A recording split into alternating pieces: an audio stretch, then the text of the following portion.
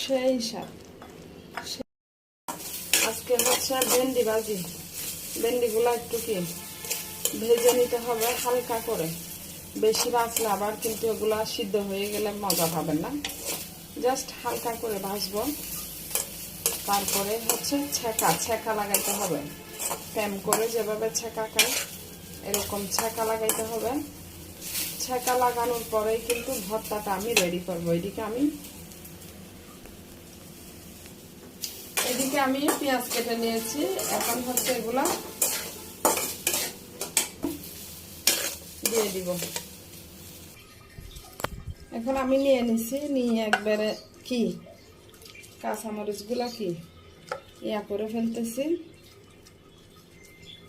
তো পেঁয়াজগুলা একটু ইয়া করো।